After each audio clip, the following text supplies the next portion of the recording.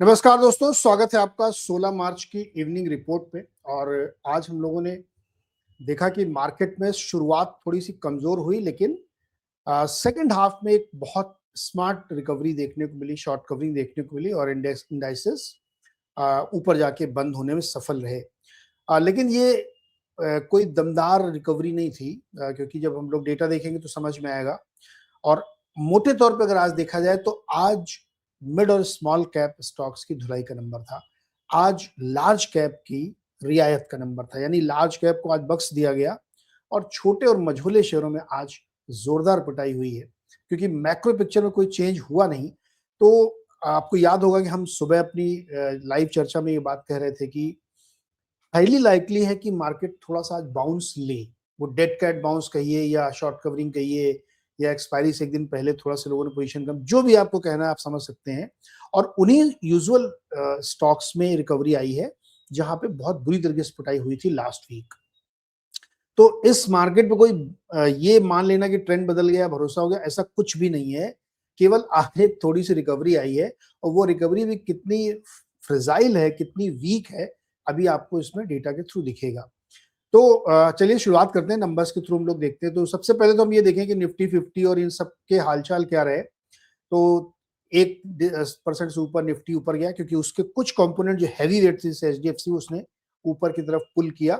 500 और निफ्टी 50 में, bank Nifty में बहुत बड़ी रिकवरी नहीं दिखी, खासतौर पर 500 में।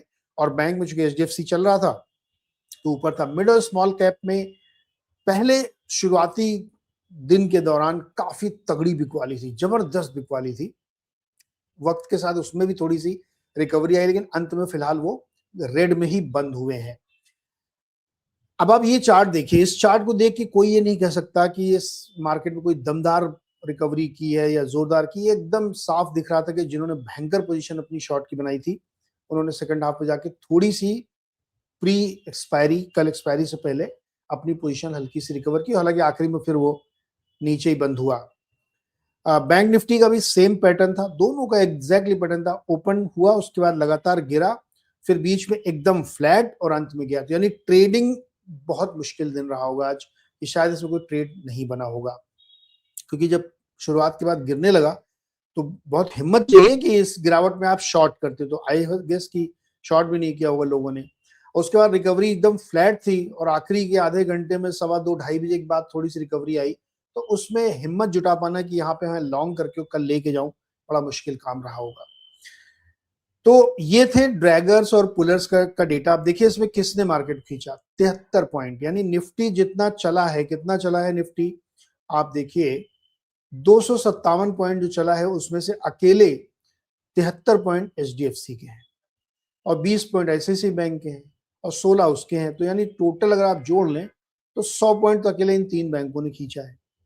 तो ये दमदार रिकवरी नहीं की जाएगी, बिल्कुल प्योर शॉर्ट कवरिंग थी और ट्रैप था ये।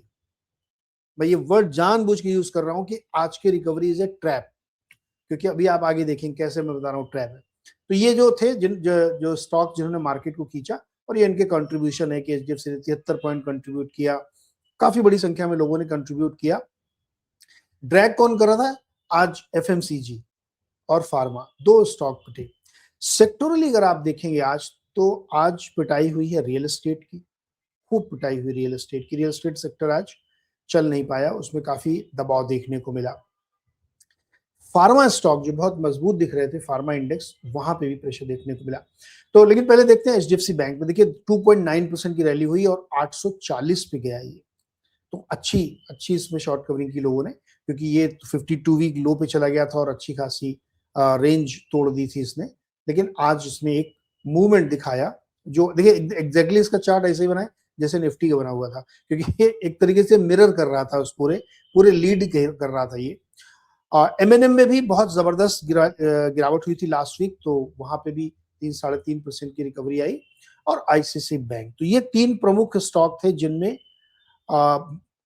मेंशनेबल रिकवरी थी, तो इसलिए मैंने इनके चार्ट आपको दिखाए। लेकिन इस रिकवरी को मैं ट्रैप मानता हूं, बावजूद इसके कि निफ्टी का एडवांस डिक्लाइन काफी इंप्रूव्ड है। 35 शेयर ग्रीन में बंद हुए, 15 शेयर केवल रेड में। लेकिन निफ्टी 500 का जो 216-282 आपको दिख रहा है, ये तब है जब आखिरी घंटे में 200 पॉइंट निफ्टी चला। बैंक निफ्टी छोटा सा इंडेक्स है 14 शेयरों का, तो उसमें 9-5 का आंकड़ा बन के आया, लेकिन आप टोटल देखिए, आप 1500 बनाम 2800, ऑलमोस्ट डबल, यानी एक बढ़ने वाले के सामने दो गिरने वाले थे। और अगर ये एडवांस डिक्लाइन आप सुबह देखते तो 1:4 का था। मैं ये क्यों कह रहा हूं कि एक ट्रैप जैसा मुझे दिख रहा है, क्योंकि इधर देखिए आप, ऑयल एंड गैस में, कच्चा तेल में कोई नरमी नहीं, तो oil and gas, real estate, CPSC, pharma, health care, defence, ये इनकी पिटाई हुई है। तो जिसको कहते हैं ना कि सबका नंबर आए, कोई बच नहीं रहा है। घुमा घुमा के लोग एफआईज बेच रहे हैं, या जो भी लोग बेच रहे होंगे, नॉट ओनली एफआईज, जो भी पिटाई हो रही है, चर्निंग हो रही सेक्टर की। लास्ट वीक तक बैंक को अच्छे से तोड़ा, खूब जबरदस्त बैंक की पिटाई हुई, ऑटो को जबरदस्त तरीके से तोड़ा। आज अब नया सेक्टर ढूंढ लिया उन्होंने, फार्मा और हेल्थ केयर, जो स्ट्रॉन्ग सेक्टर थे, आज वहां पिटाई हो रही थी। फोर्टिस जैसा शेयर काफी नीचे गया।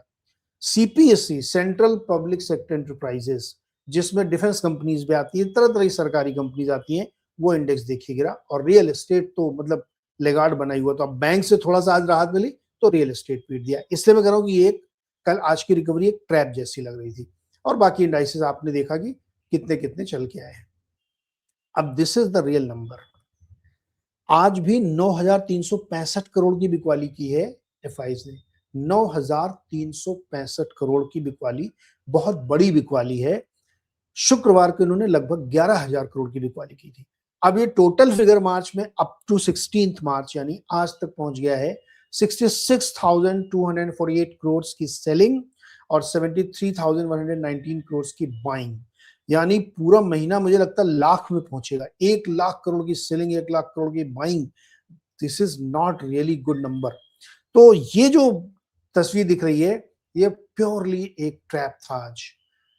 ट्रैप इन द सेंस कि मैं नहीं कह रहा हूं कि लोग फंस गए होंगे इसमें। अगर आप इसको समझते हैं कि रिकवरी थी तो ये ट्रैप था। कोई रिकवरी नहीं हुई है, केवल शॉर्ट पोजीशंस कटी हैं। और आपके सामने आंकड़ा आज भी डिलीवरी बेस या कैश की सेलिंग, नेट सेलिंग 9300 करोड़ की है। थोड़ा सा आपको मिड कैप की जो तस्वीर दिखाना चाह रहा था ना, कि अब दिग्गजों की बजाय मिड कैप का नंबर लग गया है। यानी छोटे और मझोले शेयरों में आज अच्छी खासी पिटाई हुई है। फिनो पेमेंट बैंक, बंधन बैंक और आईडीबीआई बैंक अलग अलग न्यूज के चलते जोरदार तरीके से गिरे हैं।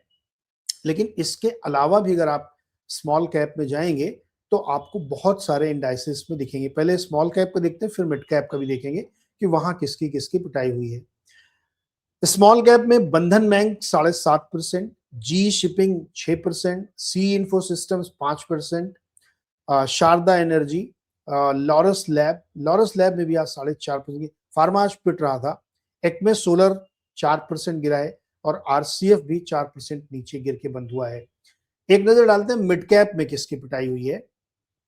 मिड कैप में गिरने वाले स्टॉक्स में आईडीबीआई बैंक डेफिनेटली 16.5% गिरा है IDBI bank. Adani total gas 8% नीचे है। फैक्ट एफएससीटी 5.5% के आसपास।